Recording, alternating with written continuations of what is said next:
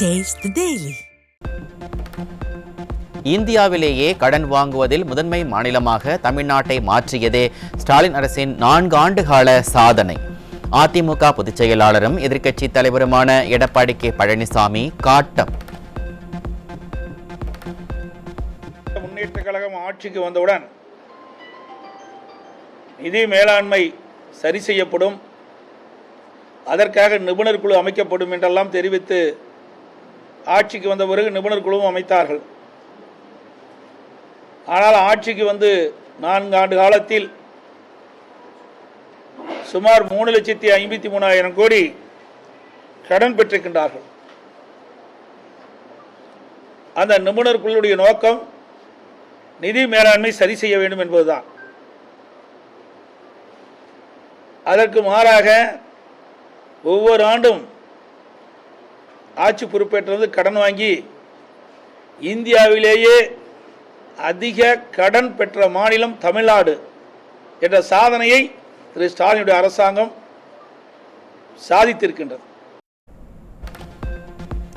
தமிழக அரசின் வருவாய் அதிகரித்துள்ள நிலையில் ஆண்டுதோறும் கடன் வாங்கும் ஸ்டாலின் அரசு மூலதன செலவை செய்யவில்லை என எதிர்க்கட்சி தலைவர் குற்றச்சாட்டு.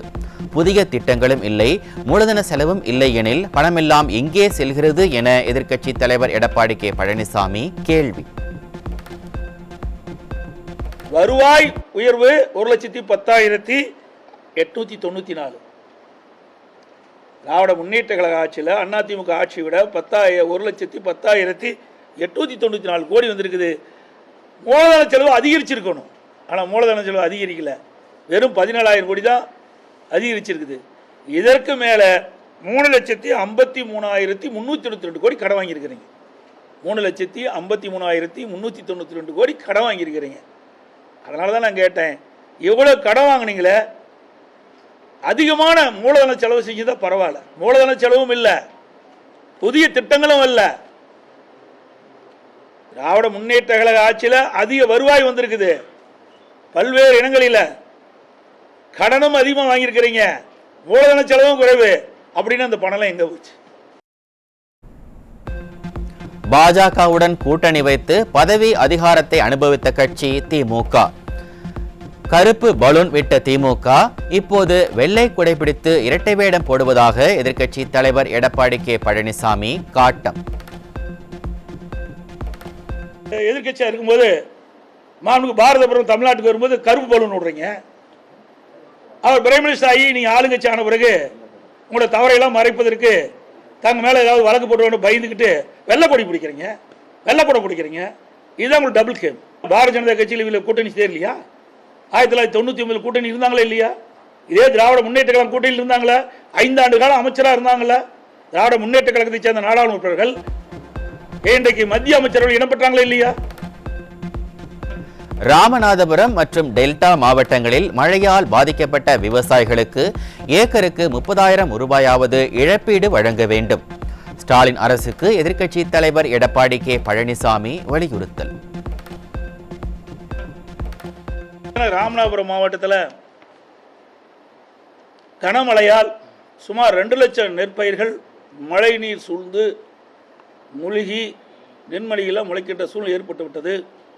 அதேபோல் டெல்டா மாவட்டத்தில் கிட்டத்தட்ட திருவாரூர், மயிலாடுதுறை போன்ற மாவட்டங்களில் கனமழையில் விவசாயிகள் பயிரிட்ட நெற்பயிர்களெல்லாம் அறுவடைக்கு தயாரிக்கின்ற இந்த சூழ்நிலையில் மழை நீரில் மூழ்கி வீணாகியிருக்கின்றது. உடனடியாக இந்த அரசு அந்த பாதிக்கப்பட்ட விவசாய நிலைகளெல்லாம் கணக்கிட்டு அவர்களுக்கு தேவையான நிவாரணத் தொகை வழங்க வேண்டும். ஒரு ஏக்கருக்கு குறைந்தபட்சம் 30,000 ரூபாயாவது வழங்க வேண்டும். 4 ஆண்டு கால திமுக ஆட்சியில் மக்களும் அரசு ஊழியர்களும் கோபத்துடன் இருப்பதால் 2026 அதிமுக பொதுச் செயலாளர் எடப்பாடி கே பழனிசாமி தலைமையில் அதிமுக ஆட்சி அமையும். கோவை மாவட்டம் வேட்டைக்காரன் புதூரில் பகுதியில் நடைபெற்ற புரட்சித் தலைவர் எம்ஜிஆரின் 108வது பிறந்தநாள் விழா பொதுக்கூட்டத்தில் அதிமுக தலைமை நிலைய செயலாளர் SP வேலுமணி பேச்சு. 2026 திமுக ஓட்டு போட்டுருவாங்களா? யாராவது நல்லா இருக்காங்க நிம்மதி அந்த ஆட்சியில? ஏழை நல்லா இருக்காங்களா? நடுத்தரவு நல்லா இருக்காங்களா? தொழில் முதலீட்டாளர் நல்லா இருக்காங்களா? தொழிலாளர் நல்லா இருக்காங்களா? விவசாயிகள் நல்லா இருக்காங்களா? யாருமே நல்லா திமுக எப்பவுமே ஓட்டு போட்டிருப்பாங்க. இந்த அரசு ஊழியர் அவங்களே இந்த ஆட்சி போகணும்னு நினைக்கிறாங்க. ஒட்டுமொத்தமாக இந்த ஆட்சி வீட்டுக்கு போக வேண்டும் ஒட்டுமொத்த மக்கள் நினைக்கிறாங்க. எந்த வேலையுமே நடக்கல. ஆகவே கண்டிப்பாக தமிழ்நாடு முழுவதும் ஒரே குரல், அதிமுக ஆட்சி எடப்பாடி தலைமையில் அமைய வேண்டும். 4 ஆண்டு கால திமுக ஆட்சியில் மக்களுக்கான எந்த திட்டங்களும் செய்யாமல் மின் கட்டணம், சொத்து வரி, பால் விலை என அனைத்தையும் உயர்த்தி ஸ்டாலின் அரசு மக்களை சிரமப்படுத்தி வருகிறது.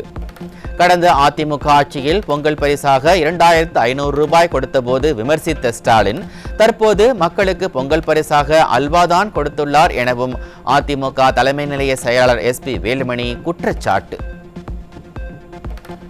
பொங்கல் பரிசெல்லாம் உங்களுக்கு தெரியும். எடப்பாடி கொடுத்தாரு, 2000 ரூபாய் கொடுத்தாரா? பொங்கல் பரிசு ஒவ்வொரு குடும்பத்துக்கும் கொடுத்தாருல. என்ன கொடுத்தாங்க? அரிசியா அல்வா கொடுத்தாங்களா? ஆமா, அரிசி கூட அல்வா கொடுத்தான்னு சொல்றாங்க. கரெக்ட். இப்ப அல்வா ஒண்ணுமே கொடுக்கல.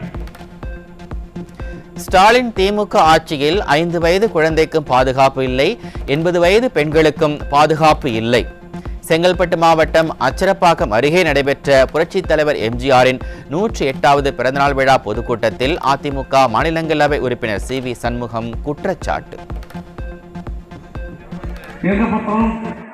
பெண்களுக்கு பாதுகாப்பு இல்லை, தினந்தோறும் பாலியல் 5 வயசு குழந்தைக்கும் பாதுகாப்பு இல்லை, 80 வயசு மூதாட்டிக்கும் பாதுகாப்பு இல்லை, வீட்டில் இருக்கிற பெண்ணுக்கும் பாதுகாப்பு இல்லை, ரோட்ல நடந்து செல்கிற பெண்களுக்கும் பாதுகாப்பு இல்லை. பாதுகாப்புனா எப்படி? கற்பழிப்பு கொஞ்சம் நெஞ்சம் இல்ல, 5 பேர் 10 பேர் சேர்ந்து கூட்டு பாலியல் கற்பழிப்பு. விடியா திமுகவின் ஆட்சியில் அத்தியாவசிய பொருட்கள் கிடைக்கிறதோ இல்லையோ, ஆனால் கஞ்சா உள்ளிட்ட போதைப் பொருட்கள் தமிழகம் முழுவதும் கிடைக்கின்றன. ஸ்டாலின் ஏழை எளிய மக்களுக்காகவோ நாட்டு மக்களுக்காகவோ ஆட்சி நடத்தவில்லை, அவரது குடும்பத்திற்காக மட்டுமே இந்த ஆட்சியை நடத்தி வருகிறார் என அதிமுக மாநிலங்களவை உறுப்பினர் CV சண்முகம் விமர்சனம். இந்த 3.5 ஆண்டுகால ஆட்சியிலே திமுக ஆட்சியிலே அரிசி கிடைக்குதோ இல்லையோ, பருப்பு கிடைக்குதோ இல்லையோ, எண்ணெய் கிடைக்குதோ இல்லையோ, கஞ்சா கிடைக்குது. கஞ்சா இல்லாத ஊர் இல்ல, கஞ்சா இல்லாத தெரு இல்ல. போற போக்க பார்த்தா தமிழ்நாடு பேரே மாறிடுது.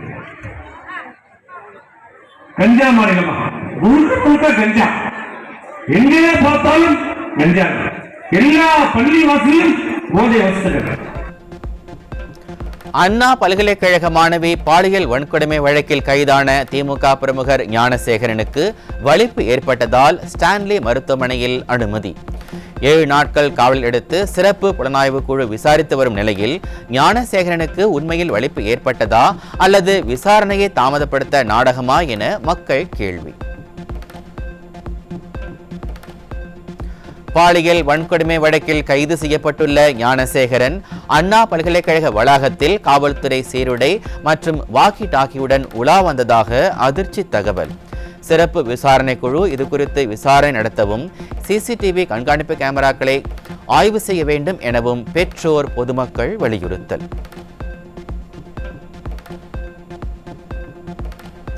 தமிழகத்தில் கடந்த 21 நாட்களில் 49 பாலியல் வன்கொடுமை சம்பவங்கள் அரங்கேறியுள்ள சம்பவம் அதிர்ச்சியை ஏற்படுத்தியுள்ளது. தமிழகம் பாதுகாப்பான மாநிலம் என வாய்ப்பந்தல் போடுவதை விட்டுவிட்டு பெண்களின் பாதுகாப்பை உறுதிப்படுத்த நிர்வாக திறனற்ற ஸ்டாலின் அரசு நடவடிக்கை எடுக்க வேண்டும் என மக்கள் ஆதங்கம். திருவள்ளூர் மாவட்டம் பெரியபாளையம் அருகே 16 வயது சிறுவனை ஆசி வார்த்தை கூறி வெளியூருக்கு அழைத்துச் சென்று பாலியல் வன்கொடுமை செய்த 24 வயது பெண் போக்சோவில் சிக்கினார்.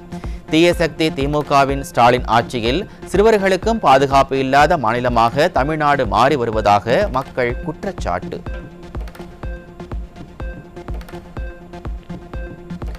திருப்பூர் மாவட்டம் காங்கேயம் அருகே அரசு பள்ளி மாணவியிடம் பாலியல் சீண்டலில் ஈடுபட்ட ஆசிரியர் போக்சோவில் சிக்கிய நிலையில் பெற்றோர்கள் பள்ளியை முற்றுகையிட்டு போராட்டம் நடத்தியதால் பரபரப்பு.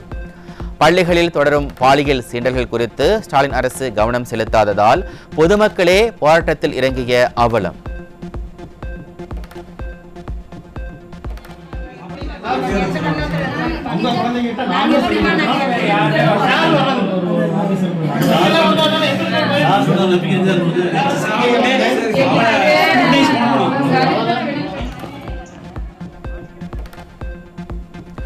தூத்துக்குடி மாவட்டம் ஒட்டப்பிடாரம் அருகே 15 வயதுடைய மகளுக்கு பாலியல் தொல்லை அளித்த தந்தை போக்சோவில் சிக்கினார். நிர்வாக திறனற்ற திமுக ஆட்சியில் சிறுமிகளுக்கு எதிராக பாலியல் வன்கொடுமை சம்பவங்கள் நாளுக்கு நாள் அதிகரித்து வருவதாக மக்கள் வேதனை. தூத்துக்குடி மாவட்டம் ஒட்டப்பிடாரம் அருகே 15 வயதுடைய மகளுக்கு பாலியல் தொல்லை அளித்த தந்தை போக்சோவில் சிக்கினார். நிர்வாக திறனற்ற திமுக ஆட்சியில் பெண்களுக்கு எதிராக பாலியல் வன்கொடுமை சம்பவங்கள் நாளுக்கு நாள் அதிகரித்து வருவதாக மக்கள் வேதனை. நிர்வாக திறனற்ற ஸ்டாலினின் திமுக ஆட்சியில் தமிழ்நாட்டின் பல்வேறு பகுதிகளில் கடந்த சில தினங்களாக பெண்களுக்கு எதிரான குற்றங்கள் அதிகரிப்பு. கடந்த அதிமுக ஆட்சியின் போது ஒரே ஒரு பாலியல் வழக்கிற்காக குரல் கொடுத்தவர்கள் இப்போது எங்கே போனார்கள் என மக்கள் கேள்வி.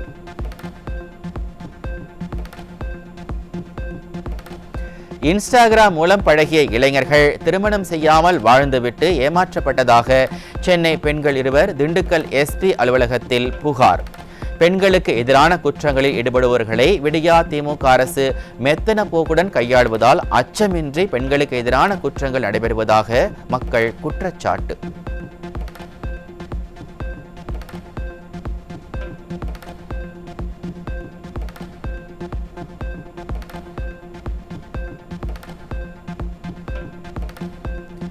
சென்னை ஆர்கே நகரில் காவல்துறையினர் தனது புகாரை ஏற்க மறுத்ததால் மனமுடைந்து தற்கொலைக்கு முயன்ற இளைஞர் பரிதாபமாக உயிரிழந்தார். திராவிட மாடல் ஏவல் துறையின் அலட்சியத்தால் ஒரு இளைஞரின் உயிர் பறிபோயிருப்பதாக வேதனை தெரிவிக்கும் மக்கள் காவல்துறையை கட்டுப்பாட்டில் வைத்திருக்கும் ஸ்டாலின் வாய் திறக்க வேண்டும் என ஆதங்கம்.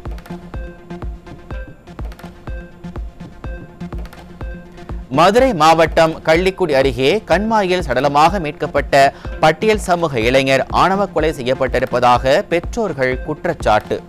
இளைஞரின் உயிரிழப்பிற்கு நீதி கேட்டு மாவட்ட ஆட்சியர் அலுவலகம் அருகே உறவினர்கள் போராட்டத்தில் ஈடுபட்டதால் பரபரப்பு.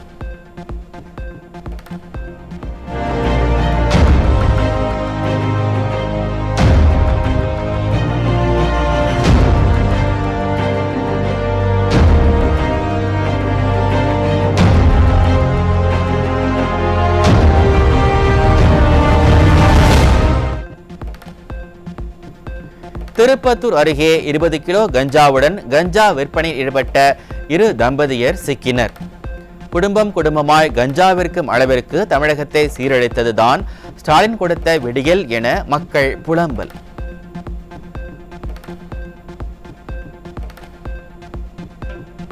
காஞ்சிபுரம் மாவட்டம் சுங்குவார் சத்திரத்தில் மூட்டையாக 124 கிலோ குட்கா பொருட்களுடன் இருவர் சிக்கியதால் அதிர்ச்சி. பல்வேறு சோதனை சாவடிகளை தாண்டி எப்படி இத்தனை மூட்டைகள் தமிழகத்திற்குள் வருகின்றன என திறனற்ற ஸ்டாலின் அரசுக்கு மக்கள் கேள்வி.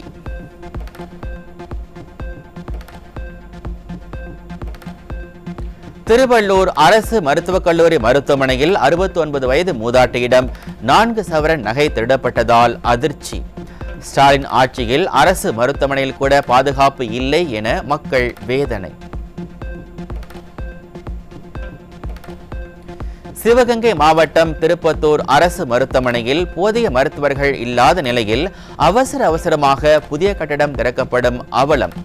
மருத்துவர்களை நியமிக்காமல் விளம்பரத்திற்காக கட்டிடங்களை மட்டும் திறப்பதால் என்ன பயன் என திறனற்ற ஸ்டாலின் அரசுக்கு மக்கள் கேள்வி. ஆனா ஏற்கனவே இருக்கிற கட்டடத்துக்கு செவிலியரும் பத்தல, டாக்டர் இல்ல, இருக்கிறது 2 டாக்டர் தான் இருக்காங்க. அவசர ஆத்தத்துக்கு கூட நாங்கள் சிவகங்கை சிகிச்சை தான் போக முடியும், அங்கேயும் பார்க்க முடியலன்னா மதுரைக்கு போக வேண்டிய சூழ்நிலை இருக்குது. அப்படி இருக்கும்போது இவங்க புதுசா ஒரு கட்டடம் திறக்க வராங்க. ஏற்கனவே பெரிய கருப்பை ஒரு ஆடு திறந்து வச்சாரு, அது அன்னைக்கு கூட்டினதேன், இன்னைக்கு வரைக்கும் திறக்கல. இப்போ சிஎம் ஐயா நாளைக்கு திறக்கிறாரா கேள்விப்பட்டா ரொம்ப சந்தோஷமான விஷயம். இந்த ஊர்ல நானும் ஒருத்தனா ரொம்ப சந்தோஷப்படுறேன். இது மறுபடியும் இழுத்து மூடுறதா இல்லை தொடர்ந்து செயல்படுமா? கரூர் மாவட்டம் குளித்தலை அருகே தமிழ்நாடு நுகர்பொருள் வாணிபக் கழகம் சார்பில் 2 கோடி ரூபாய் செலவில் கட்டப்பட்ட பெட்ரோல் பங்க் 3 ஆண்டுகளாக திறக்கப்படாத அவலம்.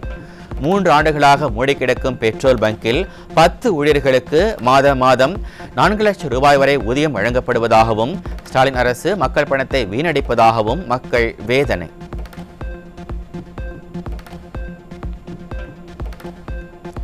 திருப்பத்தூர் மாவட்டம் ஆம்பூர் அருகே கந்துவட்டி கொடுமையால் அதிமுக பிரமுகர் ஒருவர் வீடியோ வெளியிட்டு தற்கொலை செய்து கொண்ட சம்பவத்தால் அதிர்ச்சி. ஸ்டாலின் ஆட்சியில் கந்துவட்டியால் பல உயிர்கள் பறிபோகி வரும் நிலையில் அரசு ஏவல் துறையும் கும்பகர்ண தூக்கத்தில் இருப்பதாக மக்கள் வேதனை.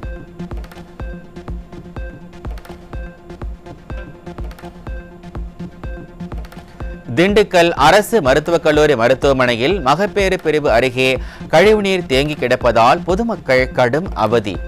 ஏழை எளிய மக்கள் பயன்படுத்தி வரும் மருத்துவமனைகளை பராமரிக்காமல் வீண் விளம்பரங்களில் மட்டுமே ஸ்டாலின் அரசு கவனம் செலுத்துவதாக மக்கள் வேதனை. திருச்சி மாவட்டம் லால்குடி மற்றும் நகராட்சி மற்றும் மாநகராட்சியுடன் ஊராட்சி இணைப்பதற்கு எதிர்ப்பு தெரிவித்து அரசு அலுவலகங்களை முற்றுகையிட்டு போராட்டத்தில் ஈடுபட்ட கிராம மக்கள். ஸ்டாலின் அரசு கஜானாவை நிரப்புவதற்காக மக்களின் வாழ்வாதாரத்தை அழிக்க துணிந்திருப்பதாக மக்கள் வேதனை. இந்த அரசாங்கத்துக்கு தெரியாது, தெரிய மாட்டேங்குது, கண்ணெடுத்து பார்க்க மாட்டேங்குது. எங்களுடைய கோரிக்கை நியாயமானது.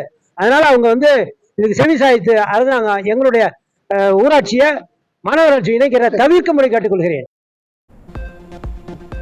மயிலாடுதுறை மாவட்டம் குத்தாலத்தில் சிறு குறு வியாபாரிகளின் வாழ்வாதாரத்தை கேள்விக்குறியாக்கும் வகையில் வாடகை கட்டணத்தை உயர்த்திய இந்து சமய அறநிலையத்துறையை கண்டித்து கடையடைப்பு போராட்டம்.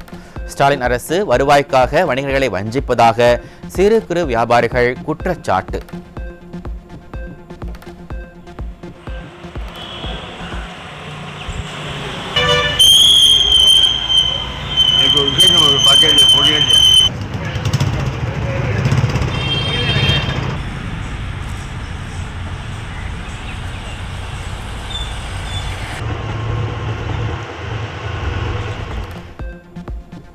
தஞ்சாவூர் மாவட்டம் கும்பகோணம் அருகே நீலத்தநல்லூர் கிராமத்தைச் சேர்ந்த 6 சிறுவர் சிறுமியர்கள் மஞ்சள் காமாலை அறிகுறிகளுடன் மருத்துவமனையில் அனுமதிக்கப்பட்டதால் அதிர்ச்சி.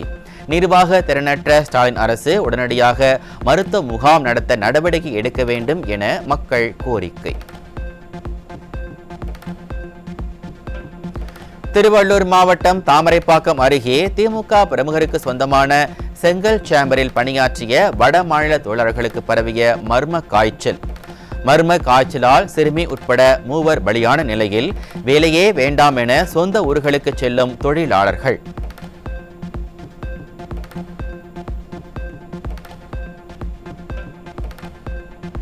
திருப்பத்தூர் மாவட்டம் வாணியம்பாடியில் தள்ளுவண்டி உணவகத்தை அடித்து நொறுக்கி அட்டூழியம் செய்த மதுபோதை ஆசாமி. ஸ்டாலின் ஆட்சியில் மதுபோதை ஆசாமிகள் அச்சமின்றி அட்டகாசம் செய்வதால் அச்சத்தில் உறைந்திருக்கும் சிறு குறு வியாபாரிகள்.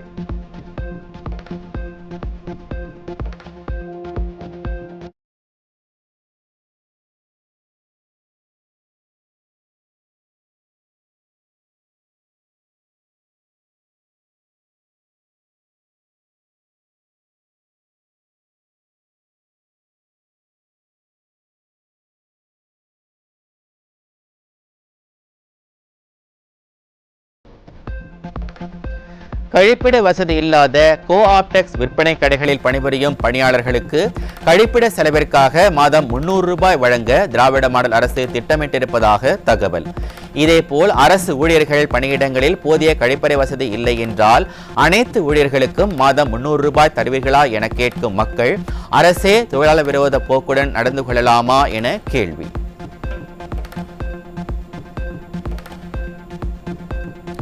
உங்களுக்கு கொடுக்கப்பட்ட சட்டத்தின்படிதான் நீங்கள் செயல்பட வேண்டும், அதை விடுத்து பொதுமக்களுக்கு தீங்கு விளைவிக்காதீர்கள் என அமலாக்கத்துறையை கடுமையாக கடிந்து கொண்ட மும்பை உயர்நீதிமன்றம். கட்டுமான நிறுவனம் சார்ந்த பரிவர்த்தனை தொடர்பான வழக்கில் அமலாக்கத்துறையின் செயல்பாடுகள் மீது அதிருப்தி தெரிவித்து மும்பை உயர்நீதிமன்றம் 1 லட்சம் ரூபாய் அபராதமும் விதித்து நடவடிக்கை.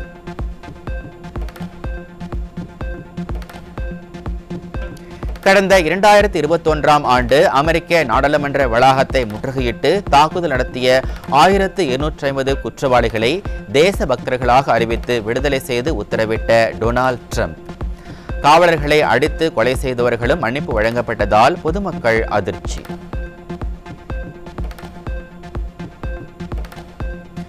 இந்தியா இடம்பெற்றுள்ள பிரிக்ஸ் கூட்டமைப்பு அமெரிக்க டாலருக்கு மாற்றாக புது கரன்சியை அறிமுகம் செய்தால் அந்நாடுகள் மீது 100% வரி விதிக்கப்படும்.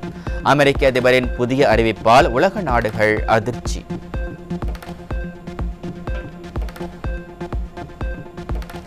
இந்தோனேஷியா அருகே ஜாவா தீவில் ஏற்பட்ட நிலச்சரிவு, திடீர் வெள்ளத்தில் சிக்கி 17 பேர் உயிரிழப்பு. மேலும் பலர் சிக்கியிருக்கும் நிலையில் மீட்புப் பணிகள் தீவிரப்படுத்தப்பட்டிருப்பதாக தகவல்.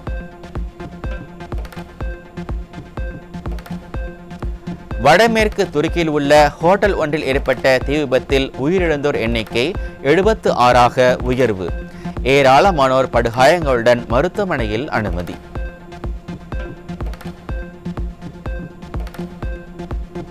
முதல் T20 போட்டியில் இந்தியா இங்கிலாந்து அணிகள் இன்று பல பரீட்சை. இரவு 7 மணிக்கு கொல்கத்தா ஈடன் கார்டன் மைதானத்தில் நடைபெறும் போட்டி வெற்றியுடன் தொடங்க இரு அணிகளும் மும்முரம்.